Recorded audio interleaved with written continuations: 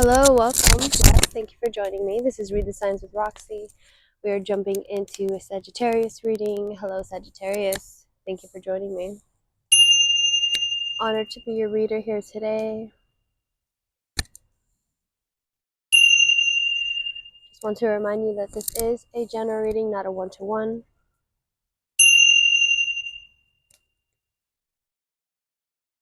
So if it doesn't resonate, don't force it, okay?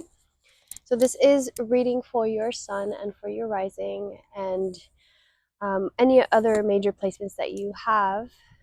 If you're not sure, you can check your birth chart, okay? All right, Sagittarius, your fire is going nice and hot. I actually set up your fire and I stepped away for a minute and it caught flames so quick on its own. I didn't even have to light it. So I had to build another fire for you, Sagittarius. So that might be something that that comes up, you know, so something gets going without you even realizing. So, wow, that fire. Okay, let's say a quick prayer here. Angels, ancestors, guides, Mother Gaia, higher power, we thank you for your protection as we perform this divination. We are looking for any signs, any symbols, any clarity for the sign of Sagittarius to align Sagittarius to their highest good, to their greatest timeline, and so it is. Thank you so much. All right, Sagittarius, I'm going to go ahead and build you a Celtic cross, see what energies are coming through here, see what's going on in your energy. Show me clearly for Sagittarius, please, for the Sagittarius collective. Show me clearly for Sagittarius. I think I just had a flipper. Sagittarius, you in this situation. We have the Two of Swords. Interesting. Okay, so first card out, the Two of Swords. A decision, a choice that is being made. You know, and every day we're making choices, Sagittarius, so you don't have to feel nervous about this. You don't have to feel like, you know, oh, what am I going to do? What am I going to do? Really tune in with yourself about all the choices that you make every single day, okay? All right, let's see. For Sagittarius, please show me clearly. All right, so the challenge here is the Eight of Pentacles. Your conscious influence, the Seven of Pentacles. Your unconscious influence, the Ace of Cups in the reverse. Your past, the King of Swords. Your future, the Two of Wands. This is so interesting. Okay, because it's very similar to kind of Aries energy here. You might have some Aries placements. Let's see. So I'm going to go ahead and pull your staff here. Then we're going to flip it in a little bit. As soon as we get more clarity on what it's processing, I'm going to go ahead and pull the this staff. So we have the Tower card popping out here in the reverse. Definitely going through some change, some shifting here, Sagittarius. As we are moving through this eclipse season, we are going to start noticing all the habits, you know, that we have. And I feel like this is very strong indications of habitual nature. So we have choices that are being made, you know, addictions or habits that we need to stop. What keeps us bound to those decisions that we are making? What affects our decision making? Okay, so especially here with the King of Swords, in the past we do have a clarity, a recognition, a realization of the kind of choices that you're needing to make. To sit on the clouds, to sit above and realize, take on different perspectives, right? So the Ace of Cups in the reverse here. I'm going to go ahead and pull a clarifier for that for you really quick. Ace of Cups in the reverse for Sagittarius. Please clarify this Ace of Cups for Sagittarius. What is this Ace of Cups doing here? All right, so we have the World card and the Three of Cups in the reverse. So the World card and Three of Cups, okay, in the reverse, clarifying. So when you have the Three of Cups and the Ace of Cups in the reverse, so this is like an act of celebration. The Three of Cups, this is an act of celebration, of recognition, parties, you know. So Sagittarius, you're being called to kind of go within, perhaps, you know, maybe that there's a lack of this, you know, recognition, a lack of your, and this is subconsciously that you're feeling that. Maybe you're not feeling fully seen in the world, or maybe that the world around you has, you know, it's yet to come. It's yet to come to really be celebrated for who you are, because you have not yet shown that to the world, right? So I feel like sometimes that can also affect our ability to get to work on certain things, when you feel like, well, am I even being seen as I am, right? So let's go ahead and pull your energy here on the staff. The Justice card is you in the situation. I fucking love that. Libra energy. We have this next card as the environment that you're in, which is, I feel like this energy is about a lot about coaching your past self, or your child self, healing your child wounds. We have the Seven of Wands as your hopes and your fears. Seven of Wands is kind of, you know, again, there's this habits, this habitual nature. You know, you have the Seven of Wands, Seven of Pentacles. 2 sevens is a very self-seeking number. You're trying to figure out what's best for you here. So because you have this energy that you're really trying to figure out, you know, where it is that you want to be in the world and who you want to be. And then for the final card, we have the Moon in the reverse. So this is Pisces, Cancer, kind of Scorpio. You know, you might have Scorpio placements as well, or Cancer, Pisces. I'm going to go ahead and pull a clarifier for that Moon card in the reverse. Your final card, Sagittarius.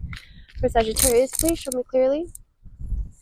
For Sagittarius, show me clearly for this Moon card. What is this Moon card doing here for Sagittarius? 6:38 on the clock. This Moon card, show me clearly for Sagittarius. What is this Moon card doing here for Sagittarius? Thank you. Pull this one. This is popping out. So we have the Queen of Wands and the Knight of Cups here. Interesting. So with the Moon card in the reverse, Queen of Wands and the Knight of Cups, there's an energy of wanting to be, I feel like, go after what you think you deserve here, or kind of even be the attention, be the spotlight that you're meant to be. But you're trying to build up that confidence. You're trying to really build up more. You know what they say? You are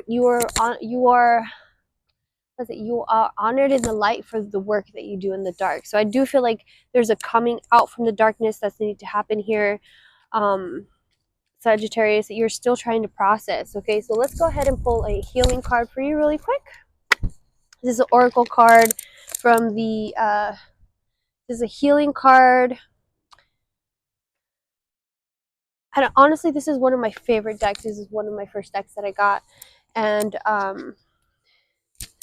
yes, it's very helpful. So let's go ahead and pull a card from here for you, Sagittarius. Show me clearly for Sagittarius. What does Sagittarius need to hear right this time, in this moment for Sagittarius? Show me clearly. You get the World and the Moon and Justice. Beautiful energy coming through for Sagittarius. All right. The healthy person lives in harmony with nature. You create harmony by making choices that feel right. Oh, hell no. Is my microphone not on? Can you hear me? Can you hear me? Okay, I hope that you guys can hear me. Okay, sorry about that. My light is off for my mic, but this light is on, so hopefully you guys are hearing me.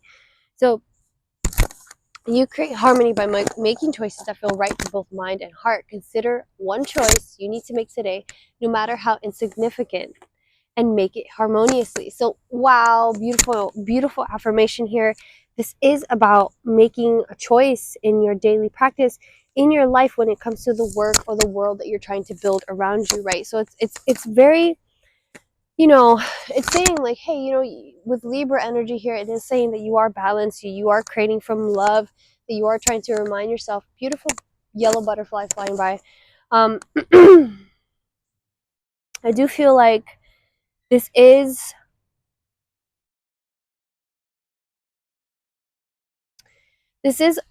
kind of like a career reading, but I feel like it's more than that. With the World coming out, I feel like this is more than just career. This is, you know, not only in the way that you want to make money, but in the way that you want to connect with the community around you, because you have the Three of Cups and the World card here. Okay, so there's so much more than just pentacles. There's this love, this is community, this is connection. Okay, so definitely don't shy away from, look at that, Seven of Pentacles at the bottom here, where you have Seven of Pentacles and your conscious influence. All right, so no matter how insignificant, make it harmoniously. So consider one choice you need to make today and make it harmoniously. So there you go. That's that's the read. That's all you need to know. All right. So I'm gonna pull out this Thoth deck.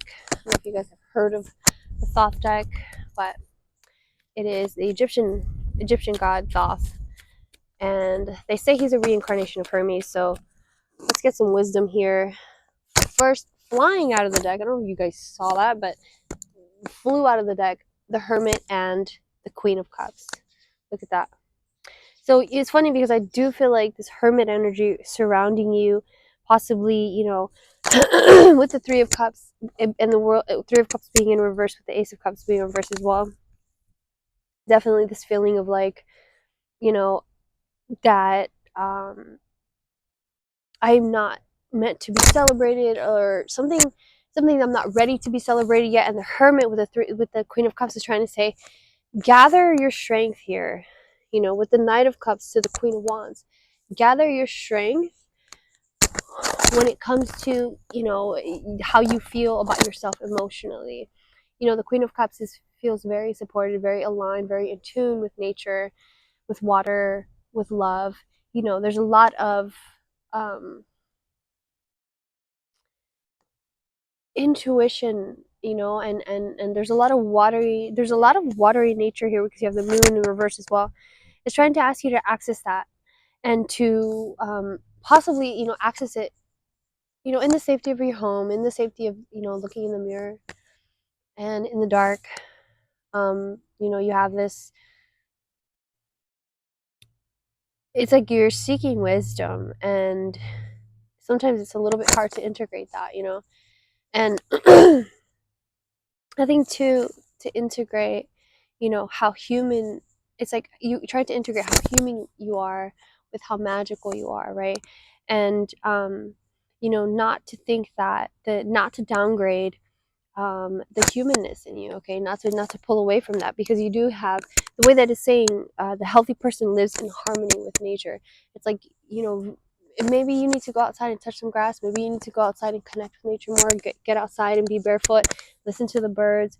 Listen to the wind blowing. This is all harmony, okay? Sometimes harmony doesn't have to be so, you know, visceral as a tuned instrument, or you know,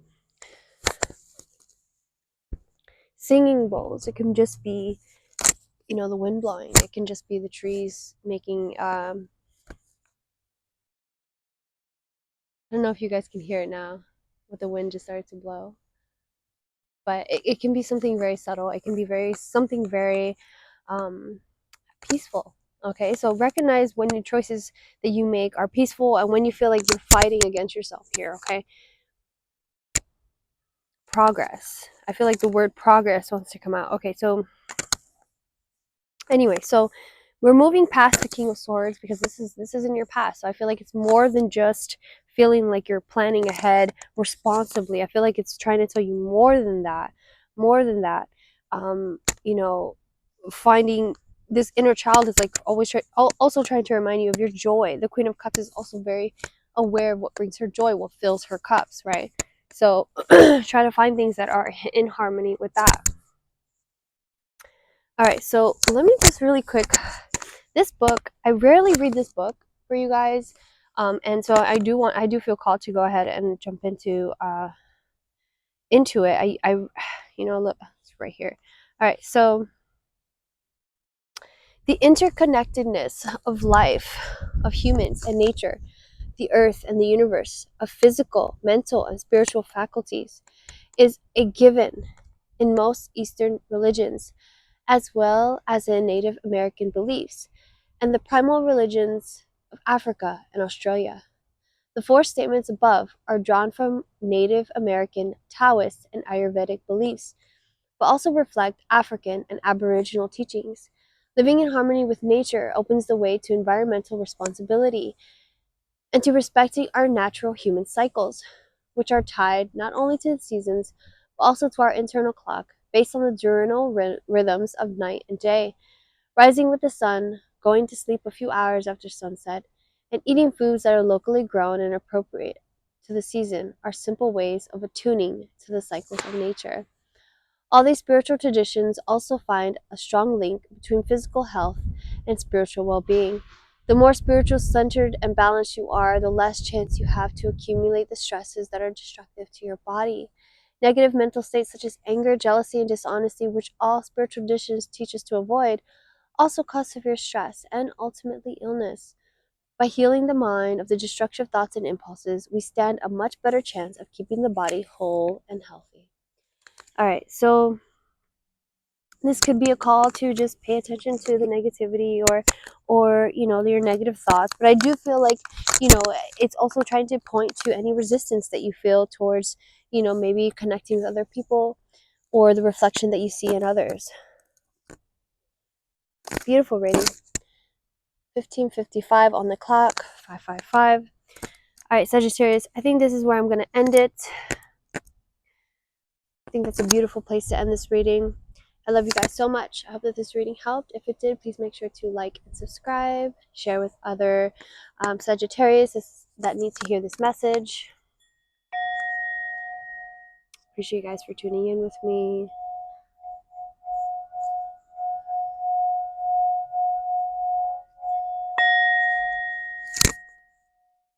Namaste.